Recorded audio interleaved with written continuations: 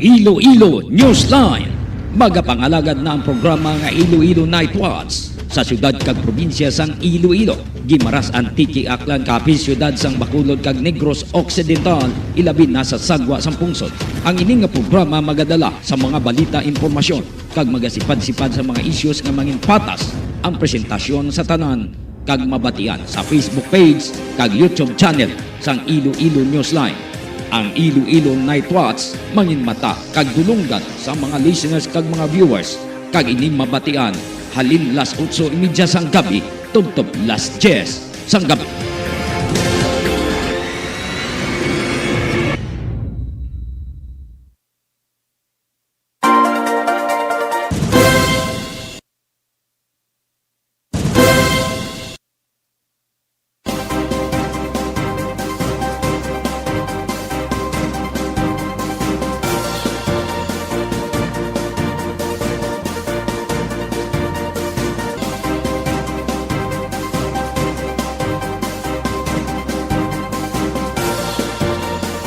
Oras sa Pilipinas, 30 minutos na nakaligad sa alas 8. Good evening friends, good evening sa atong mga listeners kag mga viewers.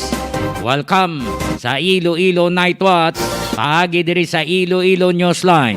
Nagapangalagad ng ini nga programa agud sa pagdala sa mga impormasyon, mga balita upod sa atong mga ka-Newsline reporters. Setyembre 15, 2021. Sa aton nga mga listeners kag mga viewers, palihog like, share and follow sa Facebook page sang Iloilo Newsline kag palihog subscribe sa YouTube channel sang Iloilo Newsline.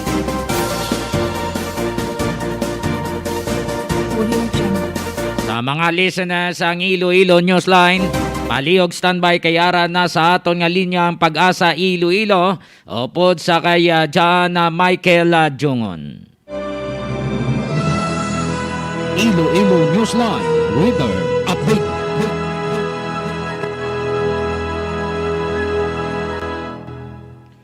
Okay. Ano no, Todd? Sige. Tawagi liwat, palihog. Nautod ang aton nga weather forecaster. Ang utod ang linya ya. Sa aton nga weather forecaster, ara na. Si John Michael Jungon. Tawagan taliwat ang Pag-asa Iloilo para nga makakuha kita sang latest na update sa sitwasyon sa panahon. Ang liyog lang signal ko na ara na sa balik na sa linya ang aton nga Pag-asa Iloilo. So check ta, no, dugay-dugay. Ang Pag-asa Iloilo. Okay, ara na siya. I-check ta si John Michael Jungon ay nautod ang iyang linya. Nautod ang linya ni John Michael Jungon yara na karon nagabalik. John, good evening, si Johnny Diaz. Ang ITPG for the Capital Convergence Zone. Ang ito sa Visayas may natutunan hindi ka na silangan baka tanubagad na nasilangan may makanay sarangan ng mga pagbalot sa katagasan. Temperatura sa Iloilo 26 to 32 degrees Celsius. Ang adlaw tunod alas 5:50 kay nang kasisid mo magasilak alas 5:00 tayo may February. Nagdalay sa update sa panahon gikan diri sa Pag-asa Iloilo sa Magkazongan. Why man ta dyan sang weather disturbance? Hello John. Kung sir manubuan tan saya mag-develop sa kabagyo sa sunod nga 24 oras kag way pa ni sa direktang epekto diri sa tanso. So daw layo ang posibilidad buwas sa mainit sa gyapon ng tiyempo. So po sir, ang iyan nga na igo isang Mindanao la sir kag Eastern Visayas may mga laptalap lang ang mga pag-ulan. Diri sa aton sir ITCC kag localized thunderstorm to likely generally fair weather condition to sir subong kag tabwas. Diyan madamo nga salamat sa imong tinion. Gasa. Okay, mayong gabi. Iloilo Newsline Weather Update.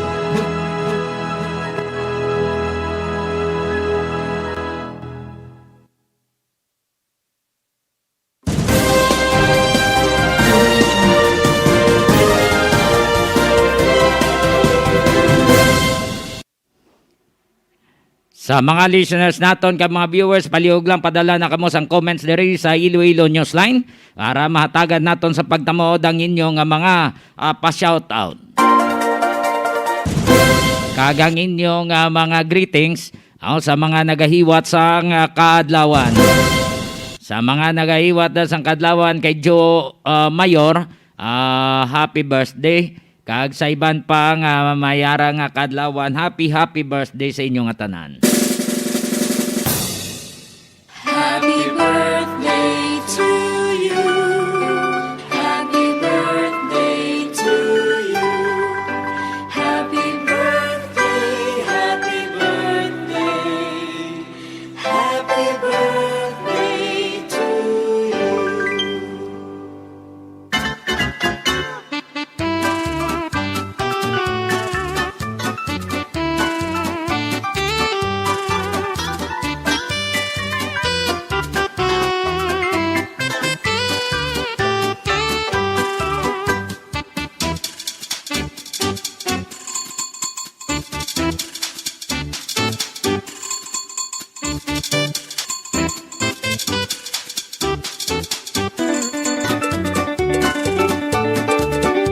Saliwat, happy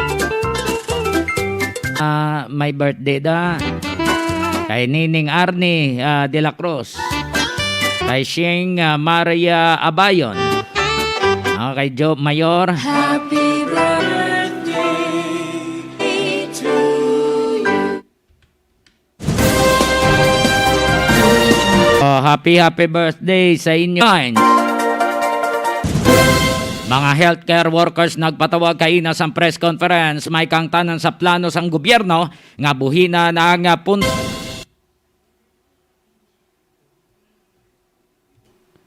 Philippine National Police wala sang na-monitor nga pagpamahog o terror attack sa pungsod. PNP Chief Police General Guillermo Eleazar nagmando sa mga pulis nga hindi maghatag sang kumpiyansa sang nabaton ang report halin sa Japan Ministry of Foreign Affairs sa Southeast Asia. na nakaligad sa Lasotso sa Dugara sa sulod sang balay o kung sa bahay kubo sa Antique May John, live and direct sa Antique Roming Antonio. Chief Guillermo Eleazar nagmando sa katapos sang Maritime Command nga mag-coordinate sa Bascogon ang kampanya sa kadagatan batok sa ilegal nga droga. Tawo nadakpan nga nagapangisda illegal sa Buenavista Guimaras arestado. Department of the Bulletin batok kanday Anay Di Christopher Lau, overall Lex Leong kag mga opisyal sang Pharmally Pharmaceutical Corporation.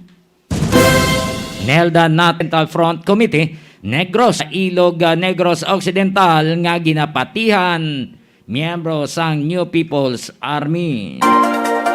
Kag may ara man kita sang COVID-19 update sa Western Visayas,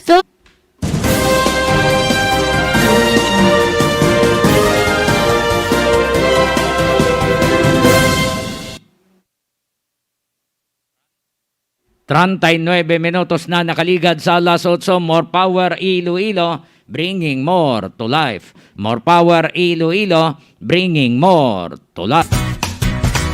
Ari na ang ginahulat nyo! GCash is finally an accredited third-party payment center of Bayad gamit ang GCash app sa inyong mga cellphones. Just open your GCash app and look for More Electric Power Corporation under Electric Utilities in the Pay Bills option. I-download ang GCash app for faster, safer, and easier ways to pay. 5 more ways to pay sa aton mga accredited third-party payment centers para you have more time to do more and be more.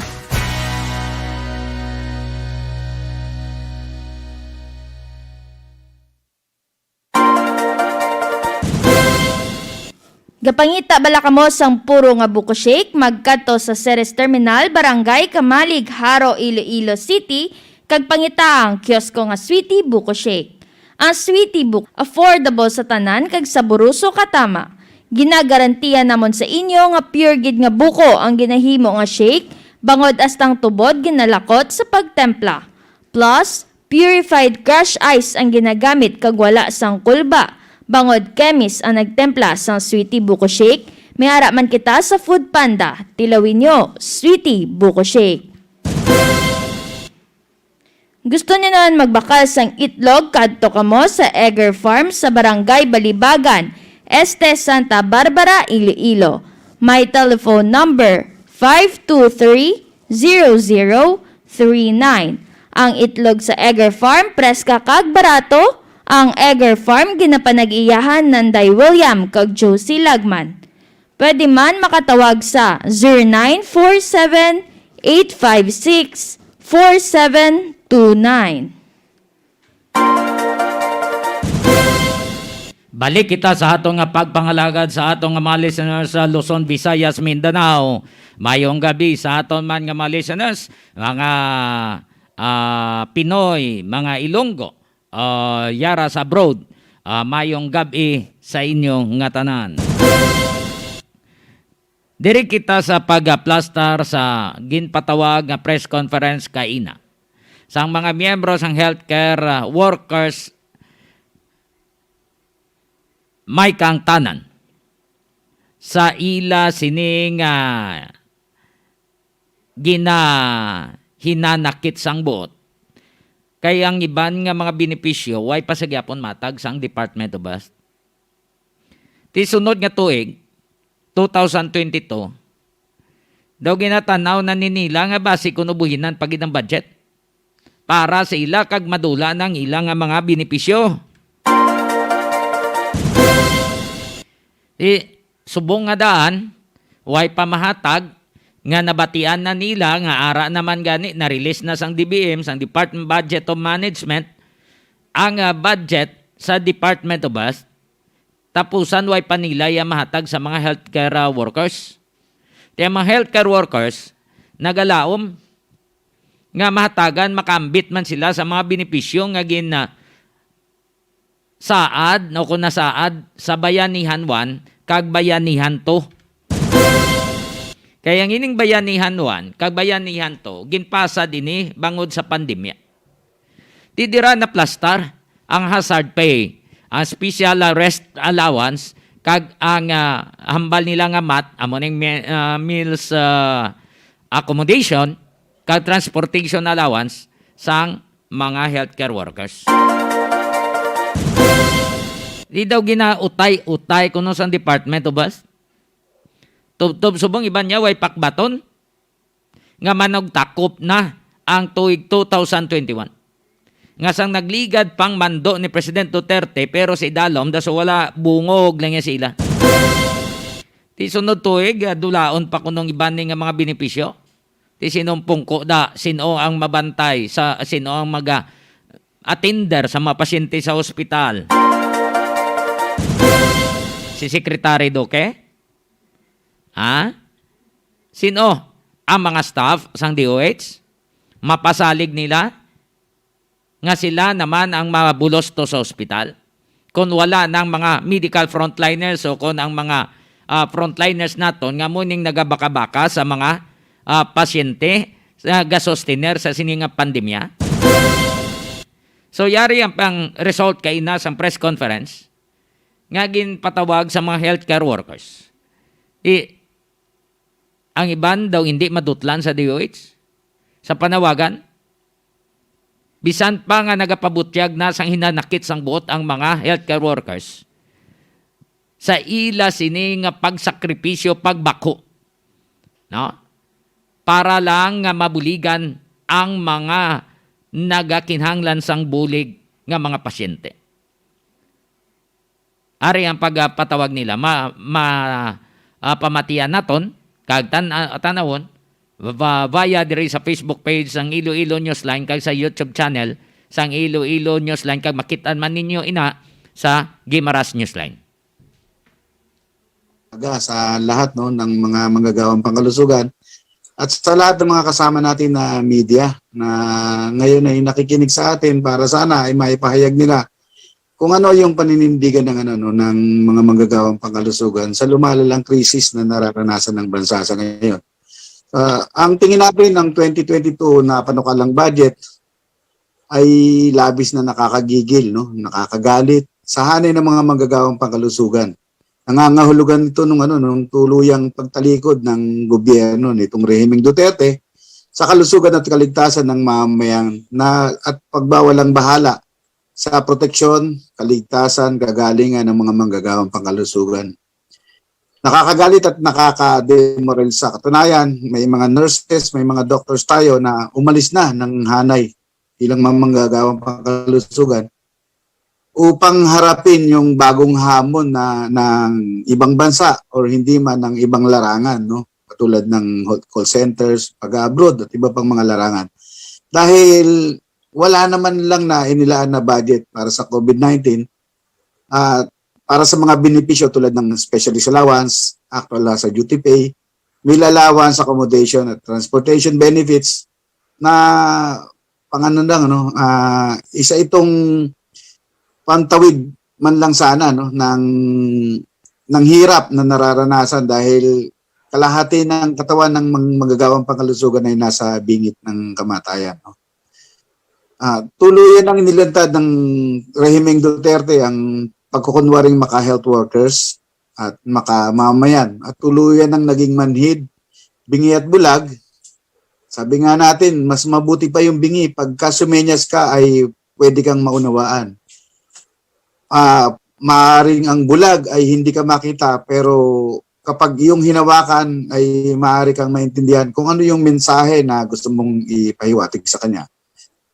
Pero itong rehime ni Duterte ay walang malasakit sa mga manggagawang pangkalusugan at nagwawalang bahala sa kalusugan ng mamamayan. No? Ang pagkaltas sa health budget ay nangangahulugan ng kamatayan sa mamamayan at sa mga manggagawang pangkalusugan. Ang napakaliit na maintenance and other operating expenses o itong MOE, kawalan ng capital outlay para sa COVID response tulad ng mga gamot, equipment, PPE, supplies, testing kits, contact tracings, isolations ay hindi kailanman makakasapat o makakaampat sa COVID bagos ito ay magpapatuloy sa pagpapalala nitong COVID-19. Ang hindi paglalaan ng budget para sa palubag loob na benepisyo katulad ng nabanggit kanina at ang hindi pagtitiyak sa kaligtasan at kagalingan ng frontliners, ang hindi sapat na bilang ng regular na health workers, ang pagduduty ng 12 hanggang 16 na oras na humahantong doon sa labis na pagod, labis na pagkadismaya ng mga magagawang pangkalusugan, ito yung nagtutulak sa kanila para maghanap na ng ibang larangan. Kung kaya kapag hindi gagawing prioridad ng gobyernong Duterte ang pagtataas budget, hindi malulutas ang problema ng bansa hinggil sa COVID-19. Bagos, unti-unting mauubos ang mga manggagawang pangkalusugan at magiging mapaminsala ang kalagayan nating mga mamamayan.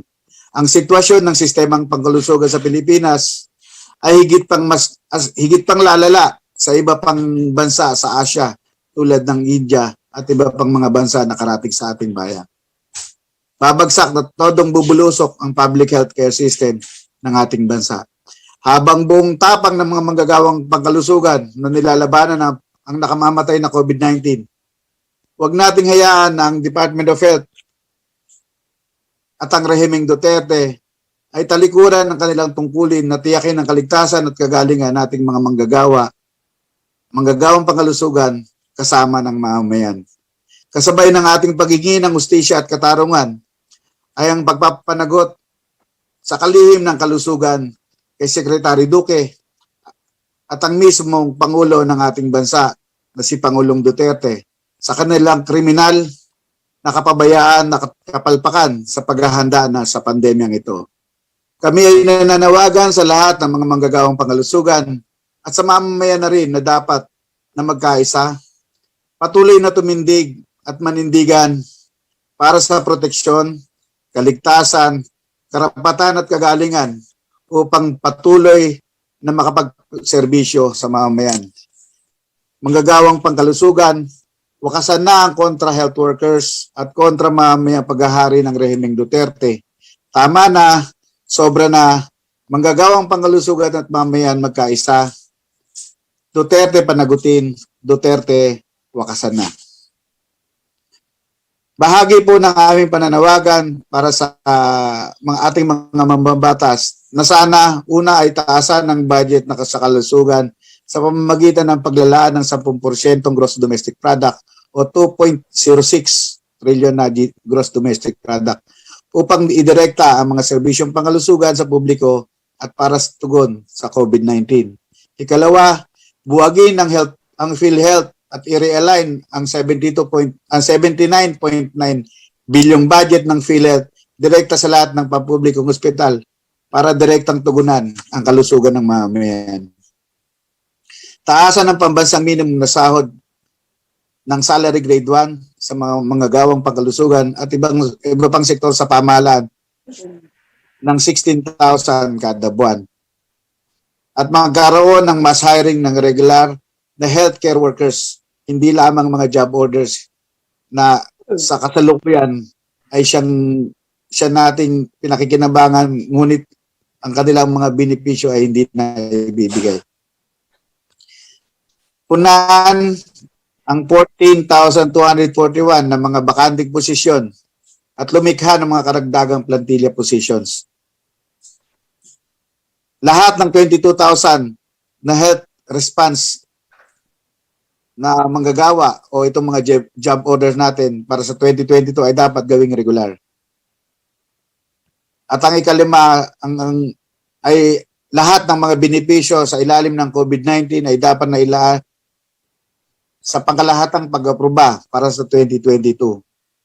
SRA, Actual Hazard Duty Pay, Special Risk Allowance, Meal, Accommodation at Transportation Allowance, itong COVID-19 compensation na 15,000 para sa banayad hanggang katamtamang mga kaso, yung 100,000 para sa mga severe cases, 1,000,000 para doon sa mga namatay na mga manggagawang pangkalusugan, at yung indemnification fund para doon sa epekto ng bakuna, 1,000,000 para sa doon sa mga naapektuhan ng epekto ng vaccine. Maraming salamat po at magandang umaga sa inyo lahat. Maraming salamat po, Sir Ernesto, Sir Kuya Ernie, no? So sa ngayon po, dadako naman po tayo sa ating pong photo ops. Kung meron po tayong mga placards or gloves po, ilabas na po natin.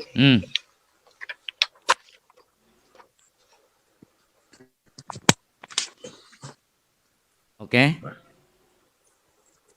Ini kabahin pa ni Guru Gina sa ilang ako ni? Ano ni sa? Picture niya eh. Patsang press con pa ni? I see. Sige po, ilabas po natin yung ating mga placards at mag-picture po tayo. Hindi ko yun ay. Isabi, forward ba? Sa kwanto? Sa NARS? Buksan po yung mga placards natin, ilabas po. Yan. Sa NARS to? Open po natin ating pong camera at ilabas po natin yung ating pong mga placard. Kanila ay parang barya lang. Ano po yung, meron po kayong mga figures po na kung ilan po yung nabigyan. Hindi nabigyan or nabigyan pero hindi naman sapat yung binigay sa kanila. As of this, period po, meron po ba kayong information po? Okay. Ano na siya? Dr. Man? Sino po? Ma'am Christy, pwede kang sumagot? Pwede, Ma'am Christy? Naka-mute po kayo, ma'am. Ako ni budlay sa virtual, no? Ma'am Christy, naka-mute po kayo. Okay, good morning po. Sa ngayon po, yung hinihingi niyo pong mga figures po, nagko-kolekta pa rin po kami ng mga figures. So, pero yung mga paabot po sa amin na talagang yung mga hindi pa po talaga nakaka-receive almost po, yung mga nasa LGUs po natin na mga healthcare workers, kasi po ang binibigyan lang po talaga, nakabatay po talaga, ang sinusunod po ng Department of Health po natin, yung may mga direct contact lang po sa mga catering direct to COVID patients lang po. So napakadami po niyan na mga non-referral hospitals po na talagang hindi po sila nakakatanggap ng SRA. So kagaya lang po sa amin sa Jose Reyes, dahil kaya lang po kami nakatanggap lahat ng mga empleyado sa Jose Reyes po ng SRA dahil po nagkolatilya po kami. So gumawa po kami ng waiver, nag-justify po yung aming director, yung management po namin na lahat po kami sa hospital ay kailangan makatanggap ng special risk allowance dahil kami po ay risky, yung mga tao namin. Pero ganun man po, kung yun nga po yung sinasabi ko po, ba't kailangan pa po namin magkolatilya na if ever magkaroon ng disallowance, ay babawiin po sa amin. So since na talaga naman po kahit na saan naman po, pag pumasok ka po sa hospital, talagang risky po ang buhay ng mga manggagawang pangkalusugan. Walang kasiguraduhan. So siguro po sa figure, baka ipapadala na lang po namin yan para po i-finalize po lahat. Sige po. Sige po. Dagdag ko yun, Sir Red. Dagdag ko lang doon sa kay Ma'am Christy po, sa ngayon po kung pag-uusapan natin yung mga nasa bayanihan benefits po, mga 80% po ng ating mga health workers ay nabigyan na, pero out of 1.7 million na mga health workers.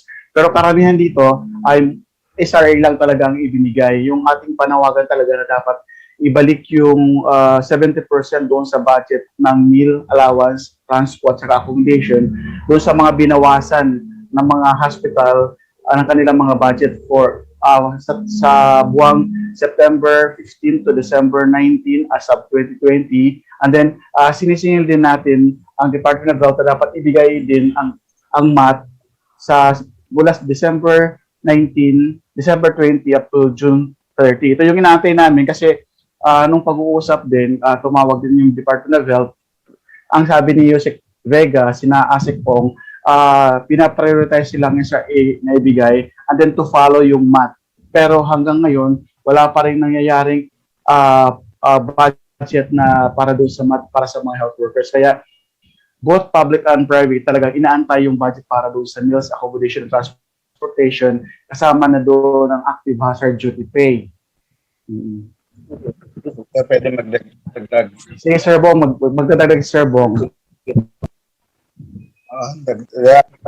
Dagdag lang doon sa usapin nung nakatanggap na benepisyo sa ilalim ng SRA. Talagang piling-pili na mga direct COVID catering lang yung mga numaharap ng diretso sa mga pasyenteng may COVID. Ito lang yung nabigyan, no? Maliban doon sa mga ilan na nagbigay ng justification. Na kaya nga ang panawagan namin, madaliin sana yung pag-amyenda ng batas, no, ng Bayanihan Act para tanggalin na yung kolatilya doon sa usapin nung direct COVID patient lang.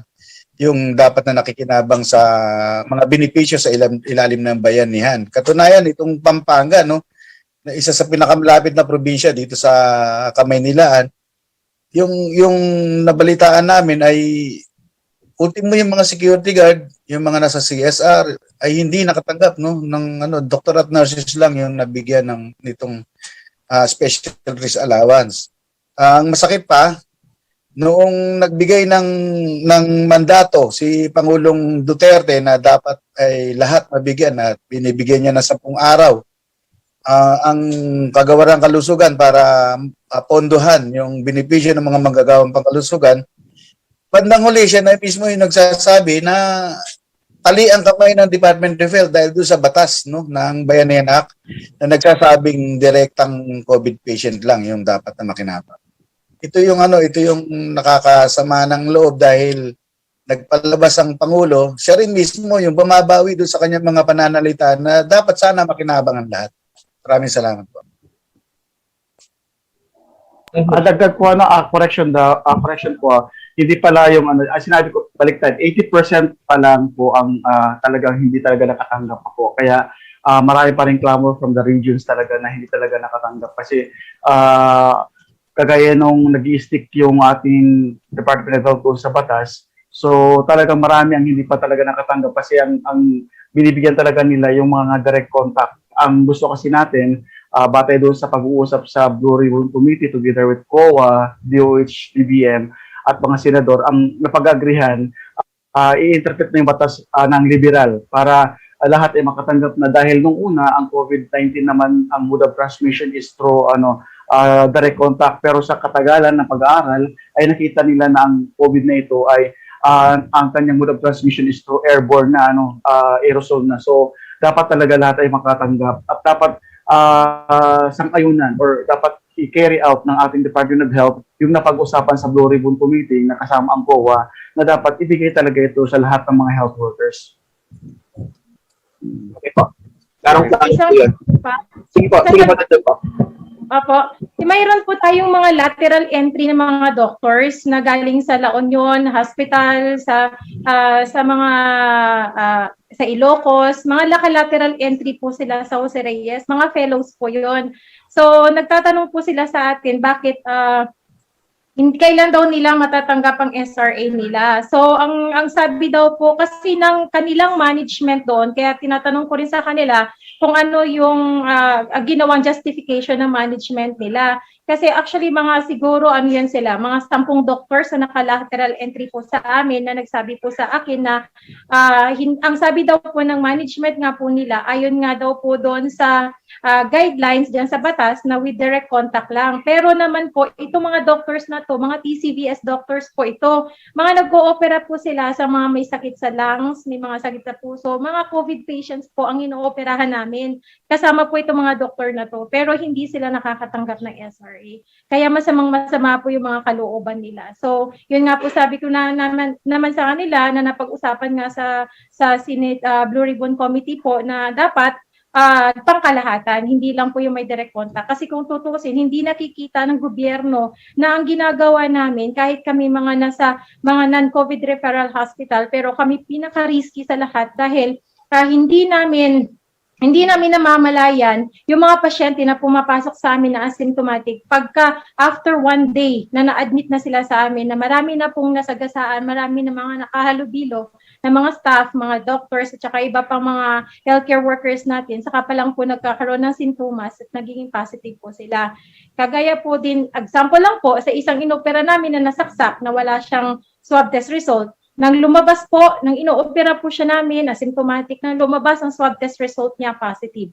So, damay-damay. So, yun dapat ang nakikita ng gobyerno. So, ang siguro hindi, ang point lang din doon, siguro hindi natin kailangan ng yung hinihingi yung figure, sige, nandun tayo, so kailangan mo yun. Pero, patunay na po talaga na lahat na po tayo, mga doctors man, lahat ng mga healthcare workers, talagang sumisigaw na talaga sa lansangan at sinasabi na po talaga kung ano talaga ang totoo. Kasi tayo, kami ang nakakaramdam kung anong totoong nangyayari sa kapababayaan ng gobyerno sa amin.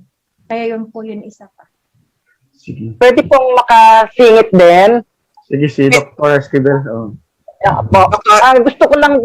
Gusto ko lang po ding idagdag na sa pinag-usapan po sa Blue Ribbon na ang mga empleyado po once na pumasok po sa hospital ay naka-expose na po. Kaya siguro po dapat talaga lahat po ay mabigyan ng SRA at saka ng other benefits po.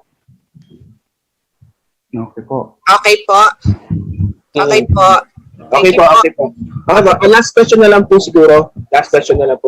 Po, Sir Red, sunod po si Ma'am Sen. Okay po. Go ahead po, Sir Red. Sige po. Last question na lang po.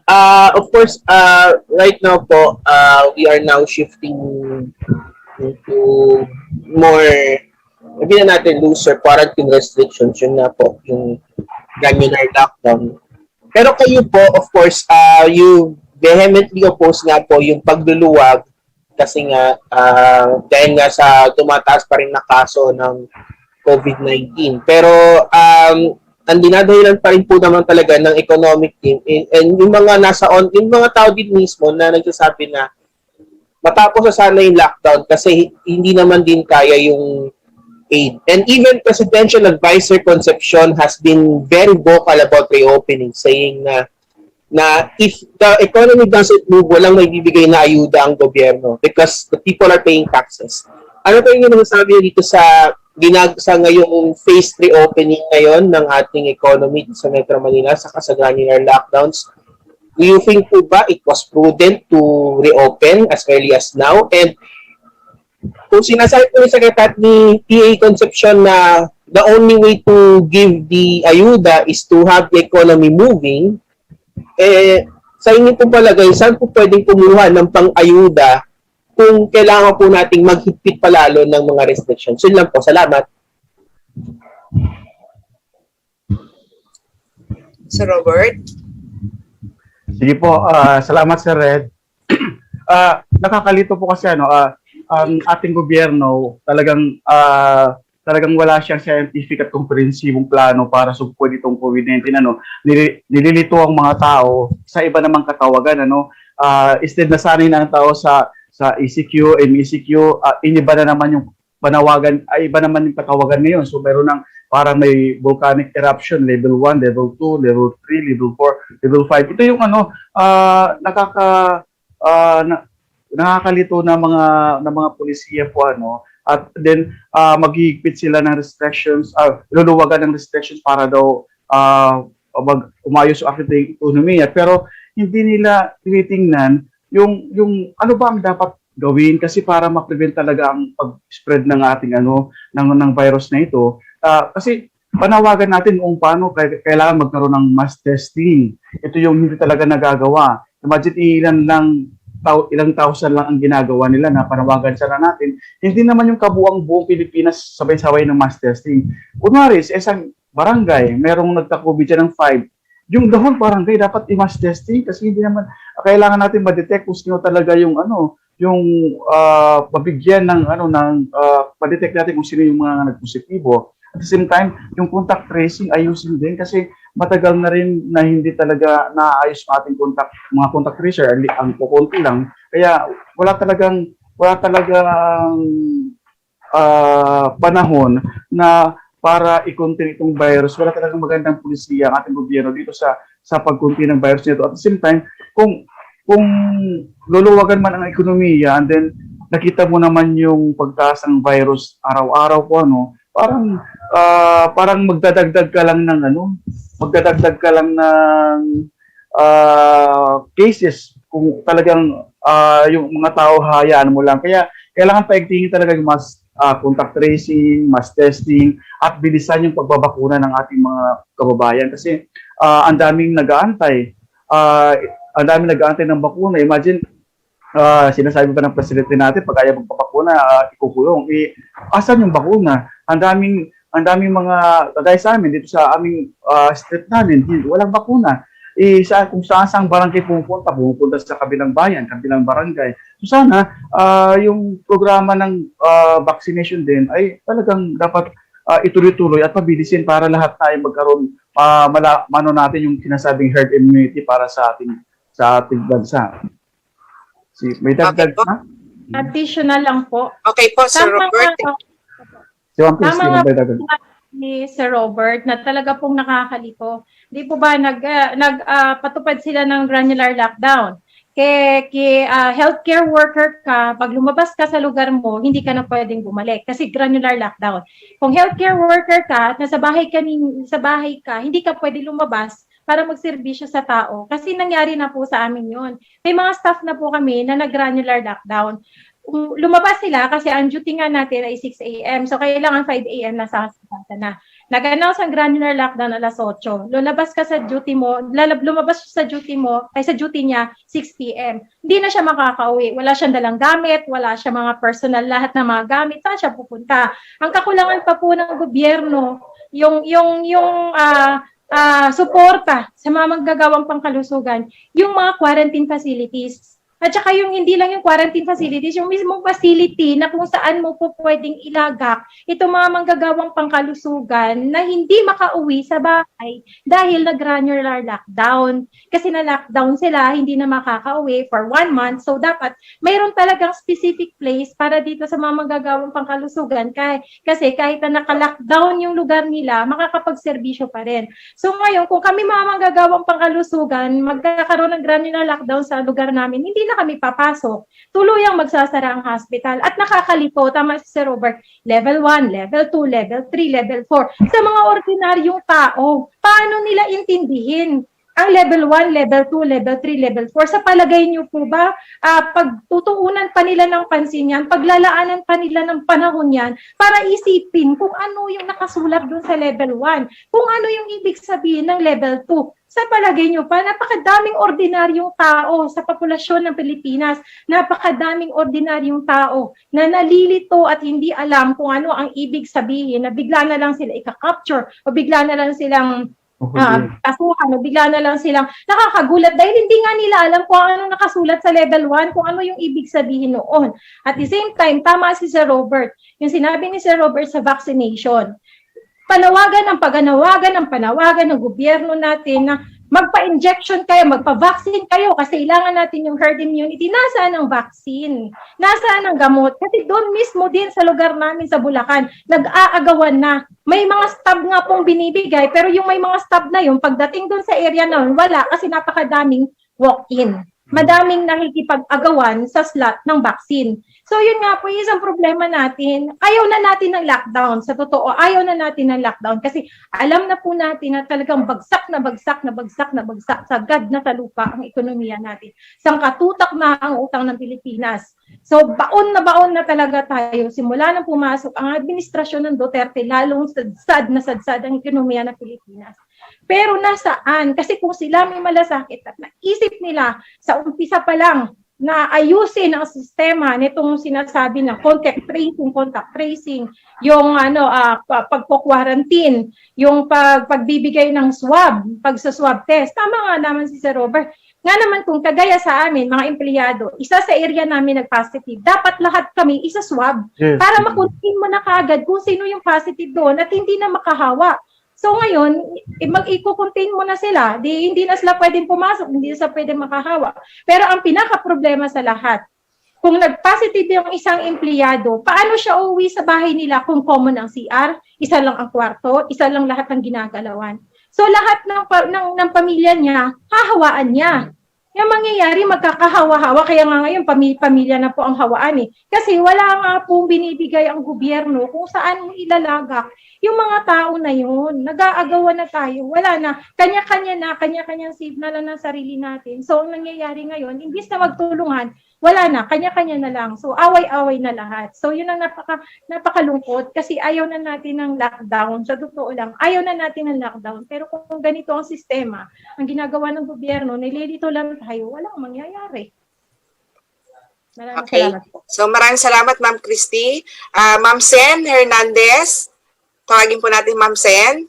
Yes, good morning po sa Good lahat. morning po, ma'am. Oo. Good morning, ma'am. Hindi bang makuha lang yung reaksyon ninyo sa mga nangyayaring pagdinig sa paggamit ng funds ng DOH? Kasi we are in the middle of itong mga clamor ninyo for benefits and yung clamor to fix yung health system, and yet we have that, no, na nangyayari. So, ano yung reaksyon nyo? Tingin nyo ba may nangyayaring katiwalian dito? Hello, Ma'am Zen. Good morning. Good morning po. Sa palagay po ba natin, hindi pa malinaw na may katiwalian po yun? Natatawa ako. Alam niyo po ba yun? Parang naglulukuhan tayo dito eh.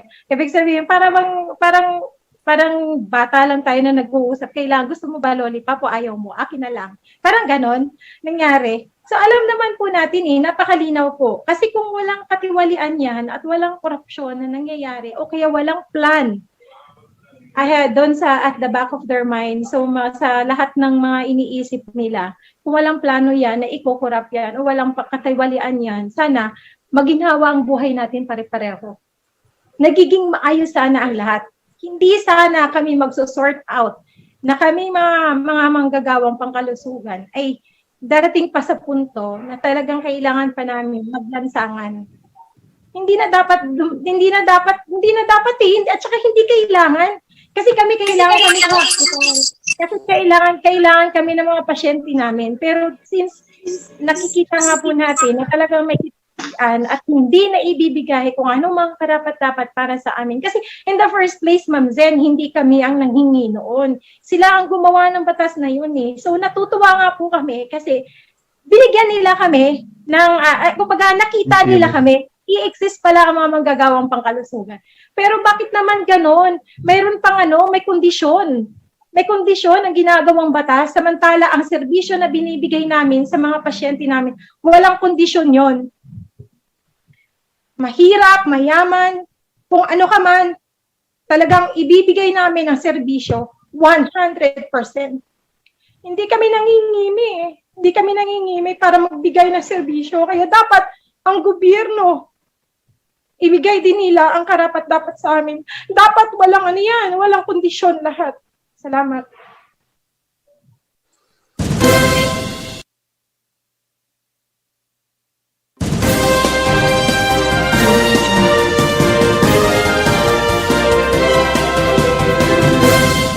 Amo ini ang portion sa nga press conference nga ginpatawag sa mga healthcare workers kaina sang aga. So nagapabutyag sang ila sini nga mahinanakit sang buot kag kun anong status sang aton nga ginaaway nga COVID-19. Kun why sa gyapon sa nga concrete nga solusyon ang Department of Health may posibilidad nga malawig pa ni ang aton nga away. Malawig pa ang pag-antos sang mga Pinoy. 16 minutos na nakaligad sa alas 9. More power Iloilo, bringing more to life. Ari na ang inahulat nyo. GCash is finally an accredited third-party payment center of More Collect. Pwede na subong makabayad gamit ang GCash app sa inyong mga cellphones.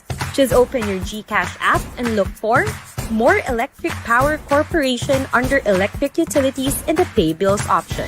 I-download ang GCash app for faster, safer, and easier ways to pay. Find more ways to pay sa aton mga accredited third-party payment centers para you have more time to do more and be more.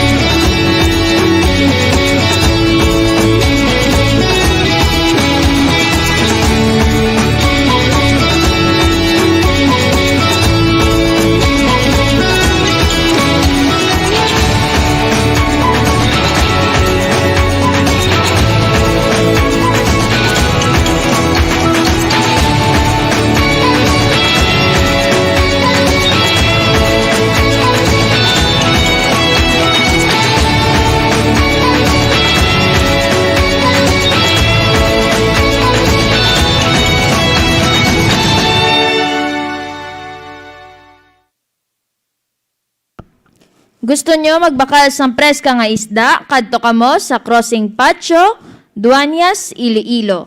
Nagabaligya sang preska nga mga isda kag mga seafoods ang mag-asawa nga sanday digol kag Nejema. Kung may okasyon kamo, pwede gid kamo makapangabay sa ila nga lutuan kamo kay maayo gid magluto ang mag-asawa.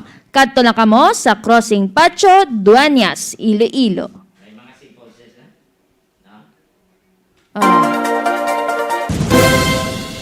Graphics Innovative Mind, Compute Techniques, Computer-Aided Services nga nahamtang sa Barangay Katilingban, Molo, Iloilo City, sa unan lang gid sang Molo Plaza, sa tadlong sang opisina sang Bureau of Fire Molo. Ang graphics kinapanag-iyahan ni Sir Manny Sanoy. Mayong gabi kay Roderick Tanato, kay Rex Omalde, Vic Guardapis, William Casio Jr., kay Danilo Calanza, kag kay Ma'am LC Calanza, Diraman kay Marie-Eve Santia, kay Emily Soria, Bernard Ignacio, Pastor Ed Casidsid, Terry Pazrojo, Benji Villarreal, Jusan Bautista, Jusil Talavera, John Azazel, Martin Bautista, kay Rovan Alave Adjo, Gina Depra Bautista, Gemma Cabalonga kay Tokadoy, dira man kay kagawad man ni Regacho Cabalonga kag kagawad Amin, kay Precious Cabalonga kag kay Rene Cabalonga, sa kay Jennifer Villa, Mary Joy Castiva, John Sapio, Leslie Landonio, Sarge Dober, Benny Peña Florida. Kag sa aton mga ka-newsline, palihog like, share kag follow sa amon nga Facebook page sa Iloilo Newsline kag Guimaras Newsline. Kag palihog man subscribe sa amon nga YouTube channel sa Iloilo Newsline. Sa mga ka-newsline naton sa mga barangay, palihog lang like, share ninyo and follow sa mga kaupdanan ninyo da sa inyo barangay. No? Sa mga kilala nyo, palihog lang like, share and follow sa Facebook page sang Iloilo Newsline. Kag palihog man sa pa-subscribe. No? Kundiin man kamong barangay, dira palaptahan nyo sa inyo da nga barangay. Yara sa atong linya si Major Sinon Pansito, ang spokesperson sang 3rd Infantry Division, Philippine Army. Major Pansito, sir, good evening. Si Johnny Diaz sa Iloilo Newsline, mayang gabi. Nagpapakilig ng ating programa na ating magandang gabi po sa ating lahat. Oo. Sir, una sa tanan, sir, may ginpagwa nga advisory ang Japan Foreign Ministry ni regards sini sa terror threat kuno. Kagang Pilipinas nadala sa Southeast Asia nga dapat nga maghalong. May na-monitor ang Philippine Army nga threat. As far as the 3rd Infantry Division is concerned, and with regards to the specific area of operation and area and responsibility of the 3rd Infantry Division, which is Western and Central Visayas, is wala naman tayong terror threats na monitor base dito sa area. Ito lang naman ang area na pwede kaming magsalita sa third ID kasi ito ang aming nasasakupan. Walang threats However, with this advice of the government of Japan sa Philippines, siyempre mas pinigtinta rin natin ang pagmamonitor, and we encourage our kababayans dito sa Western and Central Visayas to remain vigilant para naman papagbantayan natin ang ating paligid kung mayroon ba talagang mga banta sa ating seguridad. Ang ating Philippine Army, ang ating third ID ay can only do so much. Mas maigi na rin na tayong lahat ay magbabantay. Kaya bukas ang aming mga himpilan, bukas ang aming mga hotlines, bukas ang aming mga telepono para doon sa mga gustong magsumbong natin mga kababayan, so in any manner na ma-monitor nila that would undermine the peace and order situation of dito man sa Panay, sa Negros, o sa iba pang mga probinsya under the area of operations ng the 3rd Infantry Division. Oo. So mas maganda pakinggan yun. Dapat hindi natin pag-ilower ang ating guards with regards ito sa ating mga monitoring. Ang force multipliers natin na malaking tulong ito, Major Sinon Pansito, sir. Sabi ko, ang ating mga force multipliers malaking maitulong nila sa monitoring with regards po sa mga may balak na nautod siya? I see. Nautod siya. Kaya mag-travel goro si Major Sinon Pansito. Okay. I-testingan ta, balikan ta liwat. No? So, wise ang terror threat diri sa aton sa Visayas area. Basin man sa monitoring sa atong mga miyembro sa Philippine Army. Okay. Sir, pasensya sir, na utod sir, naputol tayo. Sabi ko sir, with the help sa ating mga force multipliers, so malaking tulong ito sa ating intelligence monitoring. Kung natin kanina, we only have so much force. Ang ating Philippine Army ay though it is strategically located dito sa area of operations ng Western and Central Visayas, ang hindi kaya nitong sakupin lahat. So, yung mga tinatawag natin na intelligence gaps, we encourage everybody to fill in. Anyway, security and peace and order is everybody's responsibility. Kami, nandiyan kami para manguna, itaguyod, pero ang responsibilidad para pangunahan o panatilihin ang seguridad ng ating bayan is nakasalalay pa rin sa ating mga mamamayang Pilipino, no? Na siyang pangunahin din na magbe-benefit kung sakali man na talagang mapayapa ang ating lugar. So we expect sabi ko nga i-report lang nila kung may kahinahinala. Let us not wala naman tayong official report, but let us not rest on our laurels na ay wala naman yan. So everyday pa rin, in every day of dealing with our lives, ay maging mapagnatyan tayo lahat. Oo. Sir, isa pa nating topic, sir. Kahapon may nangyaring encounter doon sa Ilog Negros Occidental at saka may isa sa na-capture na sabi nila high-ranking official ng New People's Army. Konfirmado ba ito? Si Nilda Nathan na nandoon sa hanay ng New People's Army?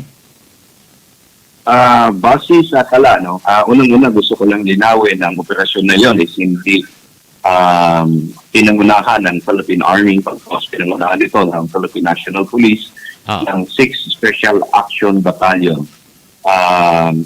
Ang aming suporta lamang dito is magbigay ng karagdagang intelligence monitoring or teams na pwedeng mag-augment. Pero ang buong pong operasyon ay sa Philippine National Police po yan. So, going back doon sa tanong, sino ba ito? Based on our holdings, si Nilda Nathan Bertolano o alias Gia J. Glenda, ay siya po yung Front Secretary ng Southwest Front ng KR NCBS, so Negros Bohol City Hall. Ito pong area niya is nandyan po sa may Chicks area, yung Kanduni, Ibauan, Ilog, and yun yung mga nasa southwest portion ng isla ng Negros. At mayroon din pong iba pa na neutralize, o kaya pag sinabi natin neutralize, it's either was killed or apprehended. Isa din dito ay si Jerin Joaquin Vargas alias Hans or Alvin Paul. Siya yung platoon leader ng platoon A ng SWF. Si alias Nikki o si alias Arne, education staff or political instructor ng platoon 3 still ng SWF. Si alias George, giyang pampolitika ng Squad 2 platoon 1 SWF. Si Joel Fondador alias Timot, or Bal, giyang pampolitika ng Squad 2 platoon 1 ng SWF. Alias Christian, member ng Squad 2 platoon 2 SWF. At saka si Jobel Facundo Mabayag alias Pandoy, member po ng SWF. Yan po ang base doon sa tala ng Philippine National Police as in comparison also to our notes. Oh. So anong status ngayon ni Nilda Nathan, sir?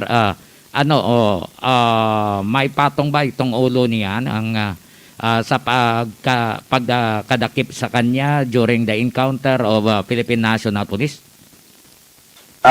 Actually, wala akong data, but most likely mayroon ito kasi bearers ito ng warrant of arrest. So mayroon naman yun. Usually, pag may mga warrant of arrest, mayroon itong mga pabuya, But as of now, I cannot confirm. But knowing Nilda Bertolano, siya ay leader ng Southwest Front. So most definitely mayroon. Oo. So parang may warrant of arrest siya sa kasong rebellion at saka murder. Totoo ito, Major Sinon Pansito, sir? Yes, mayroon itong mga kaso at the same time nangangalkal pa din tayo ng iba pa na mga files kung saan mahanap din natin na kung saan pa siya na-involved ng mga activities, especially so doon sa pag-conduct nila ng tactical offensive against government forces and government institutions. Oo. How about ang mga namatay, sir? Na-dig up pa kung mayroong mga warrant of arrest? As of now, nasa Philippine National Police ito, Johnny, we leave it to them kasi sila naman talaga, sa kanilang operasyon nito, yung details nito at nangunguna nito kahit sa investigasyon ngayon is from the Philippine National Police. Okay. Major Sinon Pansito, sir, maraming salamat po sa na ibinigay mo na informasyon dito po sa amin sa Iloilo Newsline. Magandang gabi po. Johnny, lahat ng tagapakinig ng ating stasyon at ang ating programa, Iloilo Newsline, maraming salamat po sa patuloy na pag-ugnayan niyo sa Philippine Army at patuloy pong sumasaludo ang 3rd Infantry Division Philippine Army Training. Mayong gabi.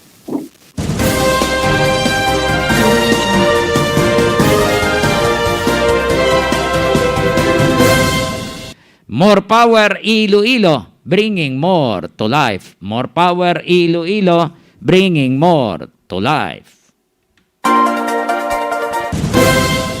Loadlift Trading and Services, isa ka construction firm nga nagapang-obra sa mga building kapareho sa mansyon kag mga balay. Nagadesign man sila sa mga balay depende sa inyo nga budget. Ang ila opisina ara sa Block 5, Phase M, Francisco Homes, Viejo, San Jose del Monte City, Bulacan. May kapabilidad sila kon parte sa engineering and maintenance contractor of big supermarkets sa Luzon area, ilabi na sa Ayala Alabang Village, Muntinlupa.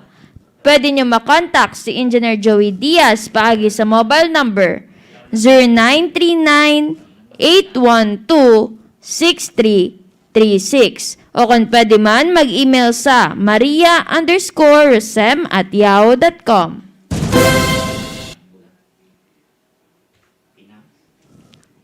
CL Diaz Poultry Supply nga namtang sa Barangay Bagakay, Cagacienda Conchita, San Dionisio, Iloilo. Nagabaligya sang sari-sari nga mga feeds para sa baboy kag manok. May arap man ginabaligya nga mga bulong para sa mga kasapatan. Pwede pa kamo makaayo ilabi na kung alang-alang ang inyo dala nga kwarta kay mahapos istoryaon si Cheryl Lucendo Diaz sa mga suki nga nagakuha sang feeds. CL Diaz Poultry Supply.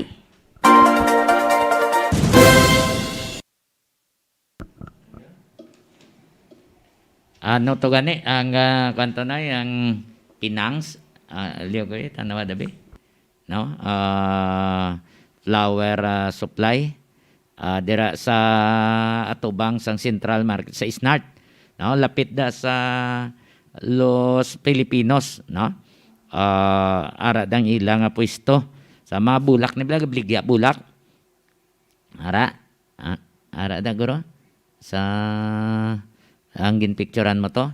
So kung gusto nyo magbakal da sa mga bulak para sa inyo mga pinalanggas kabuhi ara da no damo da bulak sa pinangs sa flower shop no pinang sa flower shop no ara sa Snart sa tupad lang sang Los Filipinos nga bakery sa Snart da tabok lang sang Iloilo Central Market.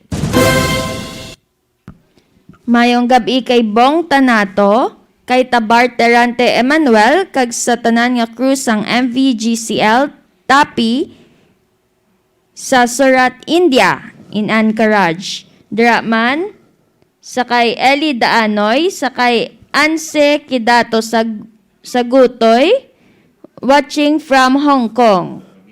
Sakay Josie Lagman, Rito Chiva, Romel Porquilla, Agripina Elizan, Peliada Salcedo Tamagos, GP Palencia, Lizelle Servano Compas, kay Joan Galera, Zenny Villanueva Octaviano, sakay Norma Briza, Henry Vargas, kay Mami Alice, kay Toto Justin, kay ng Tata, kay ng RK, diraman kay Tachel Malunes, kay Ruel Malunes, kay Bobby Estamber, kay Marisa Caluberan, Nolly Diaz, kay Nonoy Mark, Manong Nunoy, kay ng Roxanne, kay Yana Kagayohan, kay Alma Barrera, Fred Villalobos, Kay tita mo Mercy, Luxin Diaz, kay tita mo Norcel, ayaw kay Tanorcel, mayong gabi, Diaz sa Tabugo.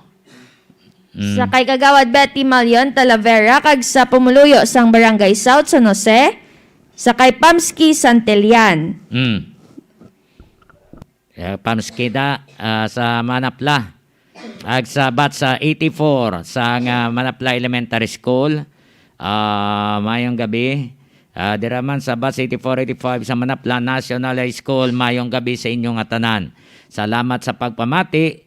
Kag pagtanaw diri, no? Sa Batsa 88-89 sa Manapla National High School. Good evening man sa inyong atanan. Diraman kay Lit Casperly, kay Digol Panes, sa kay Sally Mesaira, Asher Brody, kay Nangching Claveria, kag sa iyang pamilya. Diraman kay Babs Villanueva, Manuelita Sibonga, Jomel Siwagan, Christy Gallo Gonzalez, Mary Grace Bautista, Eileen Andres Sorsano, dira kay Julian Deselos, kay Janice Mila, John Beliran, Jonah Menjola Alidron, kay Arnal Loyola Segura, sa kay Olivia Saspa Marcelino from Defon Carino, Aklan Village, kay Raylan Vergara, Eda Joy Bono, kay Carlos Saldivar, kay Tael Sikag, kay Tito Marin, mayong gabi. Sa pamilya Magbuo, mayong gabi na iporetda kag kay Marlin, kay Nini dito sa South Korea, kag kay Opodman, kay Nimia Marquillero. Diraman sa Asinda Teresa, Ibi Magaluna, kay Sarah Max, arada sa Ibi Magaluna, sa pamilya Halike, kay Nonggorio, kay Nong Mando, so buman kay Casa Gina Halike, kay Ma'am, mayong gabi. Sa pamilya Yanson, pamilya Novera, pamilya Pitiza, kag sa pamilya Diaz, dira sa Kaliban, Morsia, mayong gabi sa inyong tanan. Pamilya Protasio, pamilya Celestial sa Kalinog. Good evening sa inyo. May ara, Kay Christopher Del Rosario, kay John Lester Hodieres, kay kay Dan. Sa taga City Hall na, mayong gabi sa inyo da. Mayong gabi kay Jovelyn Salaver, kay Jong Hilyanggarin. Kay Jong Hilyanggarin, station manager na sang GMA. Mayong gabi. Diraman kay Spartacus, kag kay Christopher Del Rosario. Kay Pastor Ed, kasi kag sa iya mga tinawo kay Pastor Soyo dito mas Metro Manila, mayong gabi. Sa mga grupo ni Alex Saspa dira sa Cagayan Valley Region. Damo naging pamatito sa aton sa Cagayan Valley. Thank you so much. Sa kay John Nord Apolinario, Dennis Tribunalo, kag Digol Panes, salamat sa pag-follow sa Iloilo Newsline. So, mayong gabi sa inyong atanan. Nabatian na ang tingog sa Philippine Army. Why isang threat? Pero why niya sila gahatag kumpiyansa? How about sa atong Philippine National Police? I-check ta ang PNP chief kung ano ang ilang pagkabig sa sining informasyon nga naghalin sa Japan nga Ministry of Foreign Affairs. Anong ilang tanaw ni? Classified information bala ini? Yari si PNP Chief Police General Guillermo Eliazar. We have not received any report on possible terror attacks as advised by the Japan Foreign Ministry, but this does not mean that we would lower our guard on this matter. Noon pa man ay patuloy ang aming intelligence monitoring, especially after 9/11 attack in the US and the Marawi City incident, at nanatiling maigting ating pagpugnayan sa iba't ibang bansa laban sa terorismo through information sharing and a strategic partnership in dealing with terror groups. Kasama dito ang pagpapalakas ng ugnayan ng inyong kapulisan sa iba't ibang komunidad at stakeholders upang matiyak na hindi tayo malulustan sa anumang plano ng mga teroristang grupo sa anumang lugar sa ating bansa.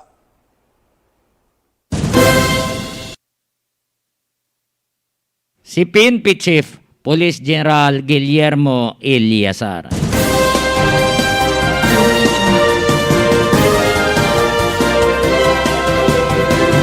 Wala sa may namonitor nga pagpamahog o kung terror attack. Wala sang namonitor ang Philippine National Police suno sa PNP Chief. Pero ang balya sa mga pulis, hindi naton pag-ilower ang aton nga guards. Hindi kita maghatag kumpiyansa. Dapat magbantay kita sa gyapon kag pasalamat sila nga may among impormasyon nga nagwa halin sa Ministry of Foreign Affairs sa Japan. Kaya Japan advance man niyang ila technology. Grabe niyang ila nga teknolohiya to. No? Bagyo nga bagyo. Oh, grabe ang kwan sang Japan ni monitoring.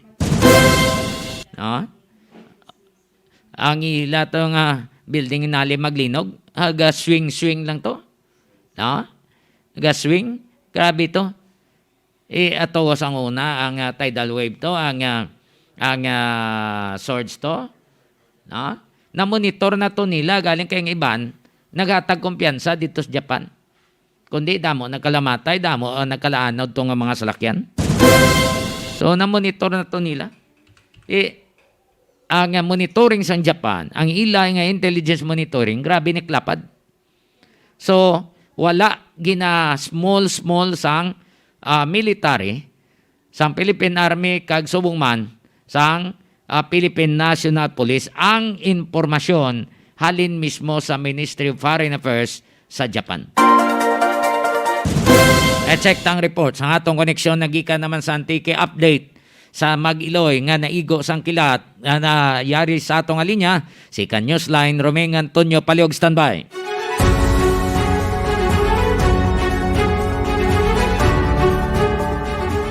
Newsline Romeng. Okay, kamusta? Newsline dyan hapang signal. Tilaw dan clear. Mga kabyanan ka Newsline dyan amo niya nga po follow-up reporter sa natabo palang pagkahigot ang kilat sa isa sa Iloy sang Puluyan na natabo ini sa Sitio Pantaw, Barangay Hagikikan, Lawakan, Antique. Sa explosive nga pagbulig kag pag-report kag follow-up sa aton nga waragwagan diri sa probinsya sa Antique, napigayon na gidman nga mabalsamar sabat sang municipal government wa ay sang baydan nga balaydan sa punerarya ang ining pobre nga biktima nga si Lord Delisa Vergara Trogo. Lord Delisa Vergara Trogo na naigo sang kilat at patay gud kanus line kani. Ang biktima yara pakaron sa punerarya kag ang duwa ka bata ato sa Sitio Pantaw, Barangay Hagipikan, Lawakan ng Tuki nga may mga sunog sa lawas, bangod na lawaban sang kilat matapos na igo intro napuruhan ang iya nga Iloy na samtang nagadigamo sa si Sigmund hapon ini siya ang naigo sang kilat matapos nga nag-ulan kag nagapangilat sa nasambitan nga area. Ining lugar alin sa barangay proper nga Hagikikan, Barangay Hagikikan, mapanaw kay mga tanga ka oras pakadto sa bukid, medyo malayo ini. That's why waay gilayon madala ini sa ospital bangod wala sa nag-report kay sulo ang upod niya lang gid lamang sa iya siling nga balay amo ang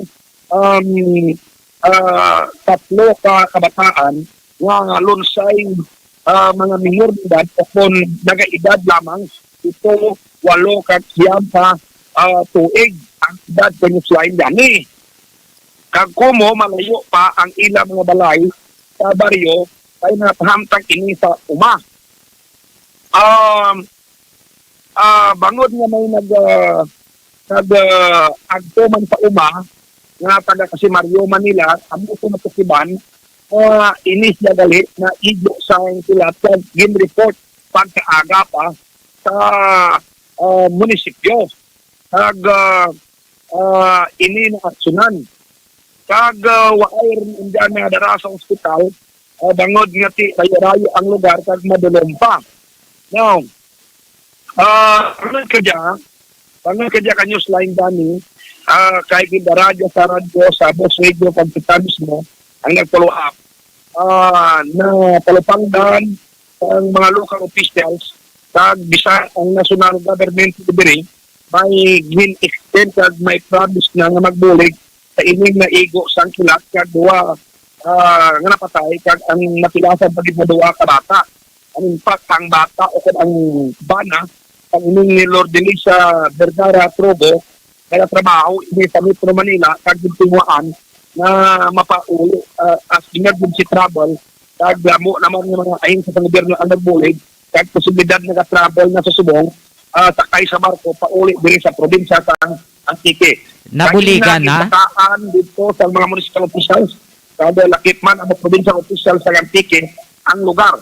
Kami mismo sa radyo ng pangabay dito kay Kapitan Templicio Inyon na kung pwede mapapanaog ang buwa kabata nga dito sa Mario iga patiniron ang god niya maobserbaran sila ay man nakaangkon man ini sila kang mga sunog sa ilas nga lawas kag kung may mga problema dali ang pag-responder. Yung pangako kay ina si Kapitan Templicio Inyon nga panaugon ini tungod may mga pamilya ng sanda sa barangay Trapper Gid, panaugon halin sa may bukid.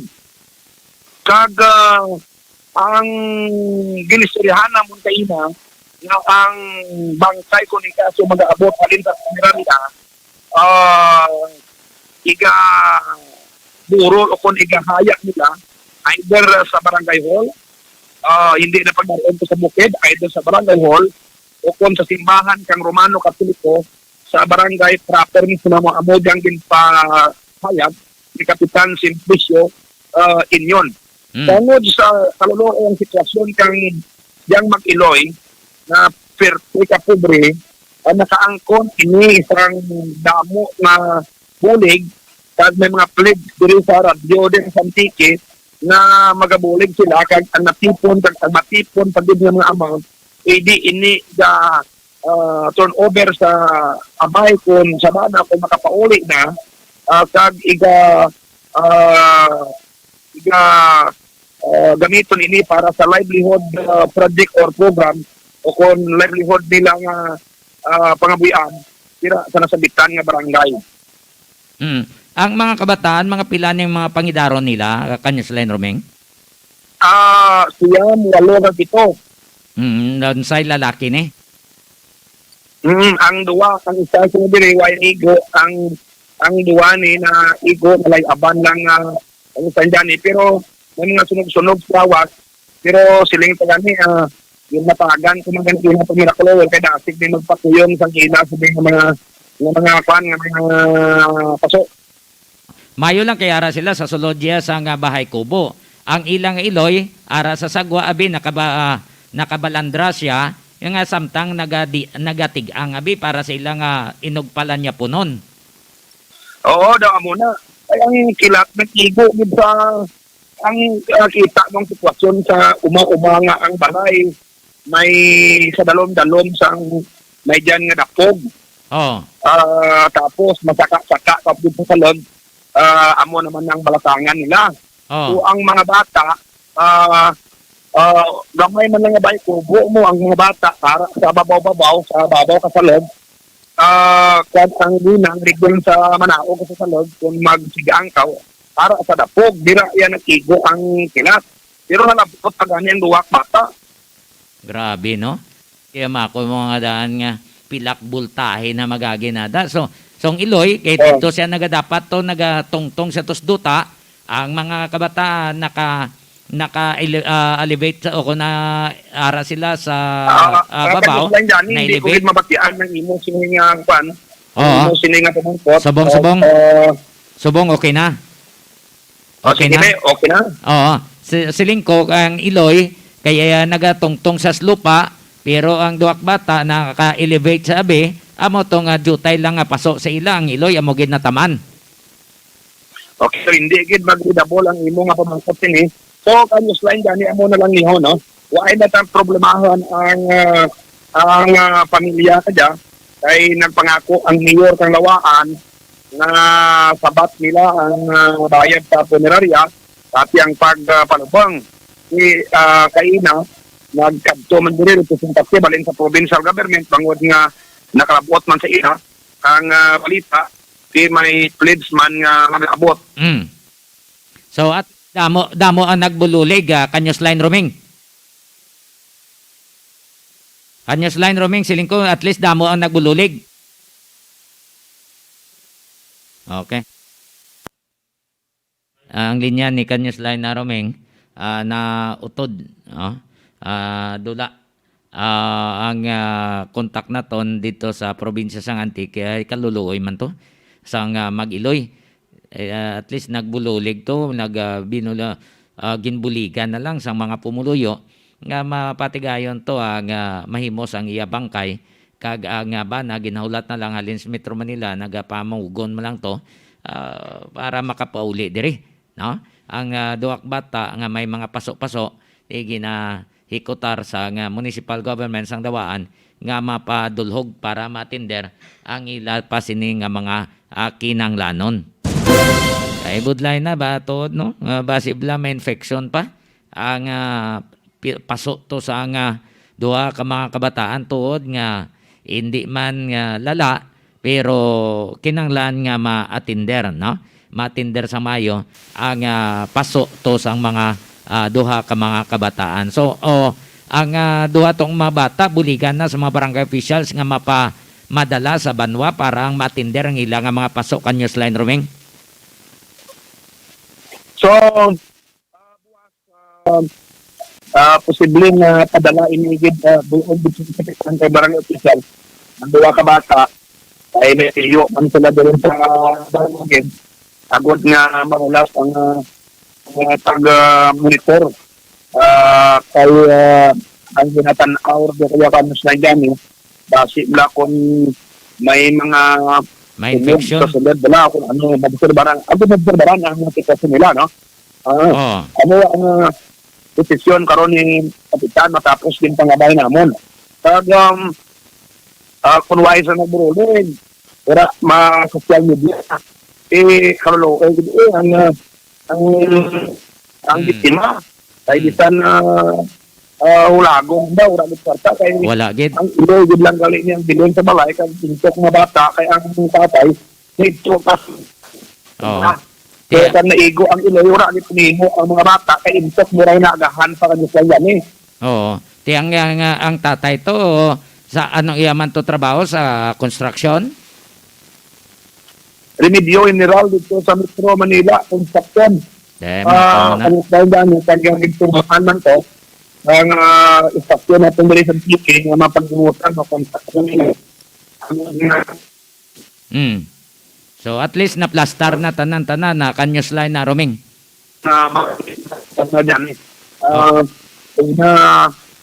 Natapos ang swab sa mga alas 3 kaya sa information sa may sakyan siya nga barko pagkarating ko tabok sa Mindoro pag makalapos ulit sa mga probinsya sa Antique, ari na sa Mindoro pa adto sa Panay.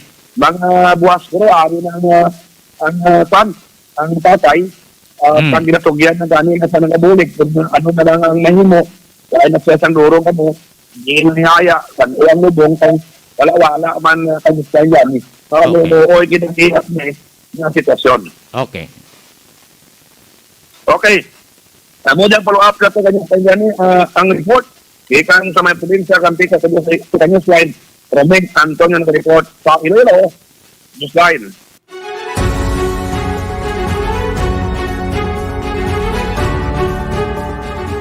Madamo nga salamat sa report ni Newsline Romeng Antonio nagikan sa Antique. Kaluluoy man to sa nga Iloy to. Grabe nga pasoya to, 3rd degree burn to. No? Igo sang kilat mo. Gatong gid tilya sa duta. Tigin amag gid sang kilat Igo gid siya. Di ang duwak bata na lamita pa walay sa payan ngara sa sulod na sang ila nga balay ko na human ini sa light materials ang ila nga balay. Kubo-kubo lang ang ila balay kay ti pamigado man daw tinagik-tagik man to nga mga kugon panabla no light materials anong tabi kaya mo lang masarangan kaga tapos may sinsin man nga gamay so ang baduak bata amo to ginakabalakan nga dapat matransport sa Banwa kay para mabulong tong mga paso nila. Check naman nato ang report ni Newsline na Danny Villases nagikan sa Guimaras. Kay may mga nagapangisda to illegal, nagakaladakpan. Ari ang report ni Danny Villases.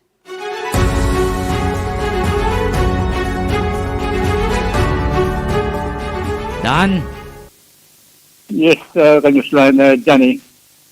So, ang mga katapos ang Iloilo Maritime Group, papangunan ni Police Executive Master Sergeant Stephen Siblag, nagsangit niya mga tinawo, nagatigayon sa pag-apprehend ng 4 ka mga mangingisda, nagkabig hindi nga naglapas sa Municipal Ordinance 193 Series of 2007, na nakabig ini ka illegal mapangisda sa babayon sa Barangay Umilig sa Banuasan niya Tunibista sa probinsya sa Guimaras.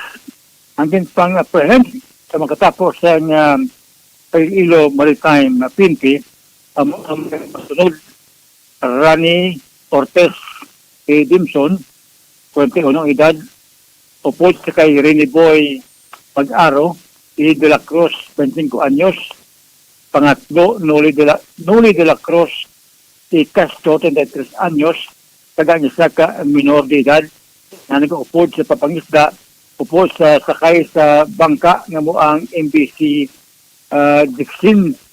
Pag ini, tatanaslab, pumulyo sang pagkasumag, dan sang Bacolod. Ang grupo sa PNP Maritime Iloilo Base, nagatigayon sa pag-recover sa mga 45 kilos na mga assorted na mga isda. Sikat na ilas na mga fishing paraphernalias at ang pambot na ilas na ginasakyan. So karon ang ining nanibitan ng mga persona ilas na pagpasaan na sang kaso sa paglapas ng amo ilang municipal ordinance at ang ilas din ng mga fishing paraphernalias para karon pag-inakop sang bantay dagat sang Panuas sang Buenavista sa probinsya sang Guimaras. Sa teknabahin sa Newsline na dyan sa delikat taga-Pabia, no, ang medyo dilaw sa sumbag sa isa pipingig sa isagat taga-Guimaras na tabo ini kahapon sa gagahon. Masyaman sa pagpablatter, sininatungdan niya babae sa bahay niya sa Buenavista PNP na so siya mga pasado 1:30 ang takna sang aga. Isa diri 13 doon gadyan upod sa sining isa ang nagpadulong sa pulian sining tag-reklamo na si Christine. Ang tag-reklamo nga muna si Christine nag-report sa pulis nga sa saya ining si doon gadyan nagpadulong sila pulian nagtawag abing pasod doon siya. So yun pasulod siya kag sang mutitaan ko no sa sining suspect na nga si Don Gadjan ining certain Davin Muniz na taga Pabia Puro Pasto Pabia yung bag niya ining si Davin sa diin ay gugid sa natuong nga portion sa pipinig tukon sa lower jaw. Wala man nabutang dili kung ano balang dahilan kung naanga inumbag ng suspect ang mo iya nga biktima. So ginpakamaay na lang ni Christine Joy Cornelis na mag-report na lang sa police, no? For record purposes. Agad kong test kung paano sa record. No? So natabog niya sa Barangay Supang sa Banwas ng Balubista. Ang suspect niya ni wala na butang dili kung bala so ko na sa patawag yung pulis ang ito tilang din pa-record kasi ning tag-reklamo. So mula kanyos na dyan mayroon kita buwas nga pull up sa gamayong nga balita ang patinis sa malugay na ang reklamo sa mga tao dira kapag humansang taytay sa Megaban San Lorenzo. Ako inyo ka Justline, Danny Villasis, para dyan sa Iloilo.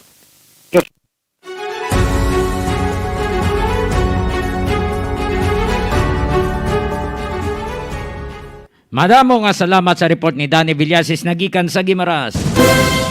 Sa aton nga mga ka-newsline, si gusto loyag nyo nga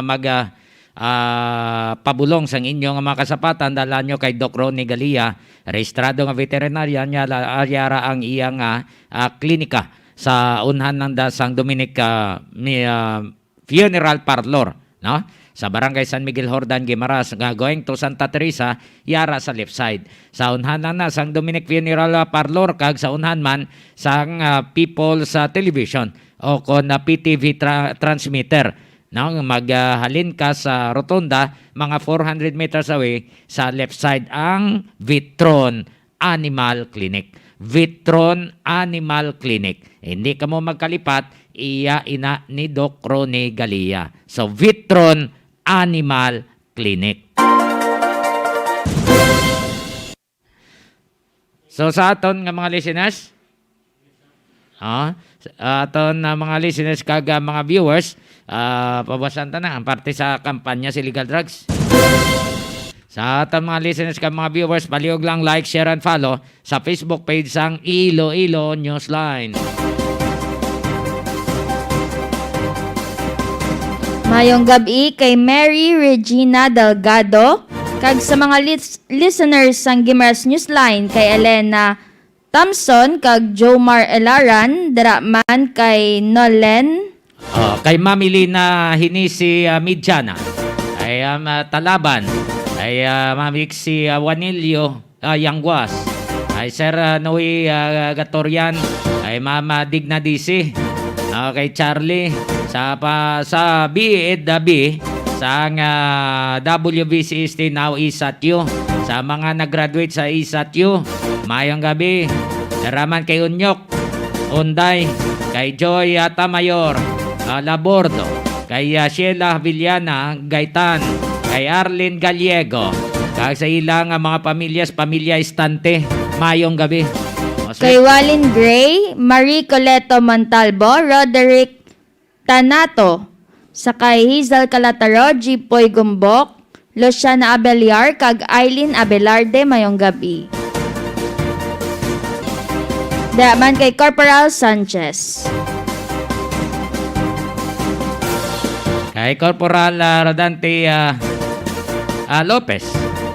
Bao de 16 bilog to police. Ngayon pasakaan sang nagdigad ni Blang mga tinuig to kung 2019 pasakaan ni former City Councilor Plaridel Nava, may 1 month suspension led by Colonel Martin Defensor.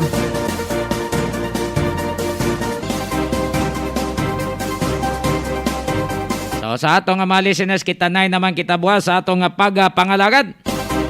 Kung mayara dira nga mga impormasyon nga masasagupa ka mo, masugata ka mo, palihog lang text diri sa 0929-254-4135. 0929-254-4135. Kay Mr. Paurok, kay Ricky Lamigo. Sa Sabado, base makaprogram kita sa aga, sa mga alas 7 palihog feedback kamo kung okay lang sa inyo. No, alas 7 sa aga. Kag instead abi sa Sabado sang gabi nga mga 8:30, pwede na okay lang sa inyo himuon ta alas 7 sa gabi.